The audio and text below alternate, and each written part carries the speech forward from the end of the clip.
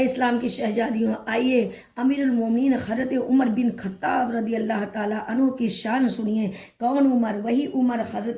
وہی عمر ہیں جن کو میرے نبی صلی اللہ علیہ وسلم نے مانگا تھا، وہی عمر یعنی جنہوں نے 22 لاکھ مربع میل پر اسلام کا جھنڈا لہرایا تھا، وہی عمر جن کے لیے میرے نبی صلی اللہ علیہ وسلم نے فرمایا کہ اگر میرے بعد کوئی نبی ہوتا تو عمر ہوتے، وہی عمر جن کو شیطان دیکھ کر راستہ تبدیل کر دیتا تھا، وہی عمر جن کی بہادری پر یہودی یہ کہنے پر مجبور ہو گئے کہ اگر عمر 10 برس اور حکومت کر لیتے تو پوری دنیا میں حضور کا حکم نافذ کروا دیتے، وہی عمر جو آج آقا کے پہلو میں ریاض الجنہ میں آقا کے قدموں میں آرام فرما رہے ہیں کہ حضرت عمر بن خطاب رضی اللہ تعالیٰ عنہ کی خدمت میں بادشاہ روم قیصر کا سفیر بڑے ساز و سامان کے ساتھ آیا تھا۔ وہ اپنے ذہن میں امیر المومنین سے ملاقات کا ایک لمبا چوڑا پلان بنا کر یعنی چلا تھا کہ مدینے کے شاہی محل اور گورنمنٹ ہاؤس میں نہایت شان اور شوکت کے ساتھ داخل ہوں گا۔ امیر المومنین تاج پہن کر تخت شاہی پر براجمان ہوں گے اور نقیب و دربان اپنی زرق برق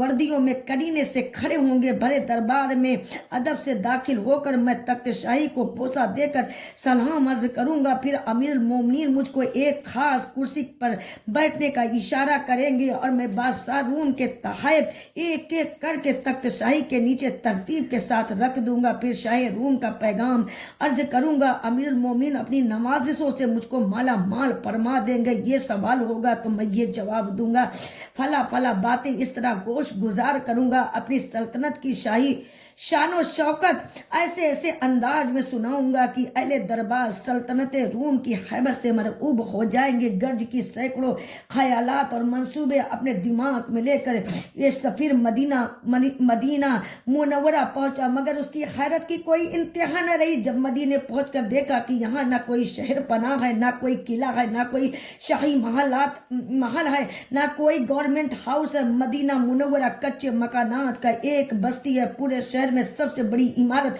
مسجد نبوی، مگر اس کی شان و شوکت کا یہ حال ہے کہ کچی اینٹوں کی دیوار، کھجور کی لکڑیوں کے ستون، کھجور کی شاخوں اور پتیوں کی چھت، کچا فرش۔ سفیر روم حیران رہ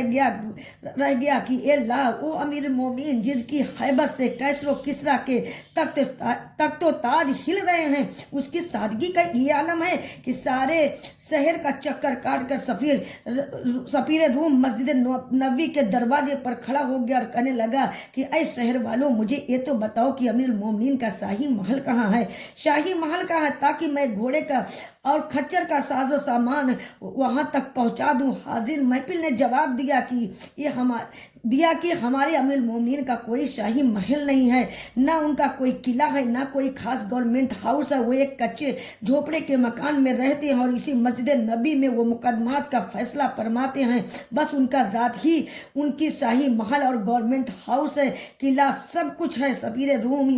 حیرت زدہ ہو کر کہنے لگا، اچھا امیر المومنین سے میری ملاقات تو کرا دو۔ اتنے میں ایک دیہاتی ایک عرابی عورت نے آتے ہوئے بتایا کہ میں نے ابھی امیر المومنین کو پھلا باغ میں ایک درخت کے نیچے آرام فرماتے ہوئے دیکھا ہے۔ سفیر روم جب باغ میں پہنچا، دیکھا واقعی امیر المومنین زمین پر بلا کسی بچھونے کے ایک درخت کے سائے میں یعنی دوپہر میں آرام فرما رہے ہیں۔ سفیر روم جو ہے یعنی کہ سفیر باغ میں داخل ہوا، مگر جو ہی اس کی نظر امیر المومنین کے چہرے پر پڑی، ایک دم جو ہے دہشت سے کانپنے لگا۔ اللہ اللہ، سفیر روم اپنے دل میں سوچنے لگا کہ میں نے تو بڑے بڑے بادشاہوں کو دیکھا ہے، بڑے بڑے سلاطین کے دربار کو دیکھا ہے، لیکن میں نے کبھی کسی بادشاہ کے ہیبت سے آج تک خائف نہیں ہوا، ڈرا نہیں ہوں۔ آج کیا بات ہے،